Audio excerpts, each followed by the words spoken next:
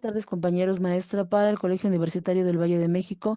Esta es la tarea de conceptos multimedia, hipertexto e hipermedia, elaborado por la profesora María del Carmen Villanueva Falcón para la materia de tecnologías aplicadas a la educación, a cargo de la maestra Ligia Marcela González Aldana, grupo 5201, maestría en educación. ¿Qué es la multimedia? La multimedia es un término muy utilizado desde comienzos de los 90 y está relacionado con la informática, telecomunicaciones, edición de documentos, electrónica de consumo, entretenimiento como cine y televisión. En los años 70, la difusión de las redes de ordenadores supuso una primera colaboración entre la informática y las telecomunicaciones, pero la multimedia añade los últimos tres elementos de la lista anterior a la combinación y sobre todo amplía el mercado potencial en el ámbito profesional de consumo privado. ¿Pero qué es multimedia etimológicamente? Pues la palabra multimedia significa múltiples medios y utilizada en el contexto de las tecnologías nos permite explicar que hace referencia a múltiples intermediarios entre la fuente y el destino de la información. En el caso de la multimedia tenemos tipos de información o medios que podemos encontrar en un sistema multimedia, texto sin formato, texto lineal, hipertexto, hipermedia, como lo es habitual hoy en día, la web y lenguajes de marcas como HTML. Bien, dentro de la multimedia tenemos los gráficos, que son utilizados para representar esquemas planos, dibujos lineales, y los gráficos son documentos formados por una serie de primitivas gráficas, como puntos, segmentos y círculos. Imágenes. Las imágenes se usan a menudo para representar fielmente la realidad, como fotografías. Son documentos formados por píxeles y por lo tanto no tienen una estructura compleja ni semántica alguna. Los gráficos en movimiento, que consisten en la presentación de un número de gráficos por segundo que genera en el observador una sensación de movimiento. Imágenes en movimiento presentan un número de imágenes por segundo que crean en el observador la sensación de movimiento también.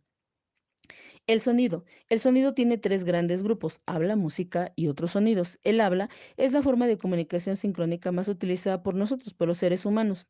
La música, pues, es aquella que se puede almacenar con una serie de códigos o instrucciones, como en el estándar MIDI, o digitalizarlo y luego reproducirlo.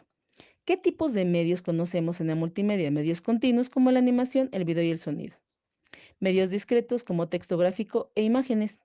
El término, dentro de esto tenemos el término multisensorial o multimodal, que hace referencia a un sistema que estimula varios sentidos de los humanos. Pero ¿qué características tiene la multimedia o los sistemas multimedia?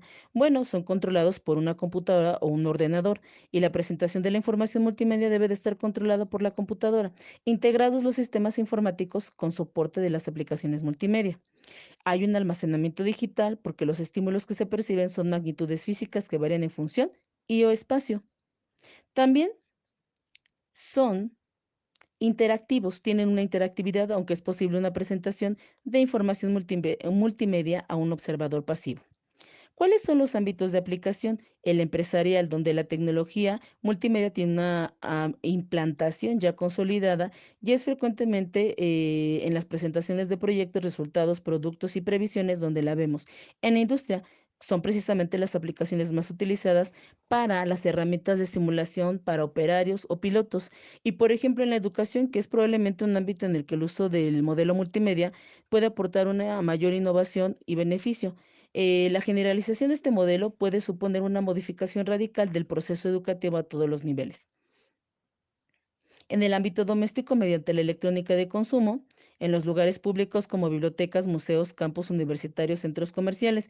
Y a partir de esto, de los ámbitos de aplicación, tenemos varios ejemplos. Por ejemplo, el cronoscopio, que es un museo virtual de arte impresionista en que la interfase del usuario se basa en la idea de la línea del tiempo. La navegación, en un sistema de enseñanza, la navegación asistida por una computadora nos maneja conceptos teóricos con la simulación de una navegación real. En el caso de Francia, en París, el barrio de Saint-Gervais tiene una aplicación orientada al aprendizaje de la lengua francesa. Entonces permite que las personas escuchen entrevistas de los habitantes de ese lugar, así inspeccionar diversas fotografías y textos. En el caso de París, también en el Museo du Louvre también hay un portal web donde puedes visitar todas las salas de manera virtual. Entras tú a la página y entonces le das clic a una escultura, esa escultura sale de la imagen y te explica por qué está ahí, quién la creó, quién la hizo, etcétera. Y en el caso de Suma, los servicios universitarios de Murcia. El hipertexto. El hipertexto es en informática una herramienta de creación, enlace y distribución de información de diversas fuentes, que opera a base de una estructura no secuencial, sino asociativa, es decir, no lineal, sino directa, que lleva de una cosa a otra, como la manera en que pensamos los seres humanos. Esto se da mediante enlaces asociativos denominados hipervínculos o referencias cruzadas, que llevan de un documento principal a otros secundarios, en los cuales es posible rescatar información. Este hipertexto no se limita a información escrita o textual, sino que puede enlazar imágenes, sonidos, documentos audiovisuales, páginas web. Mientras yo estoy explicando esta parte, imaginemos qué es lo que hacemos todos los días cuando abrimos nuestra computadora en nuestras clases presenciales y nos conectamos, cómo estamos utilizando el hipertexto y cómo lo estamos relacionando con las páginas web.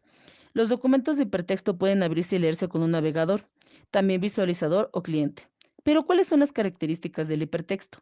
Es multimediático porque no se limita al texto escrito, es digital, es propio de la dinámica digital y cibernética, es conectivo porque todo hipertexto conecta una página a otra, un enlace a otro.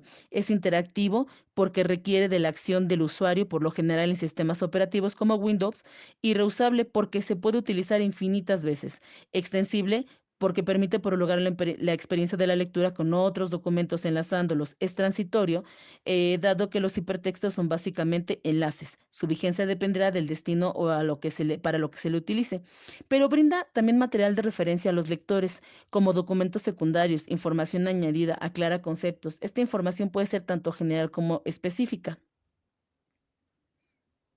Vamos a terminar con esta parte del hipertexto. También nos demuestra principales características como formar un lector activo, metacognoscitivo, autodidacta, en vez de permanecer como un receptor pasivo o autómata decodificador. De esta forma el lector adquiere también un pensamiento más crítico, es perceptor activo como una de las características y también de las aplicaciones pedagógicas o hacia la educación.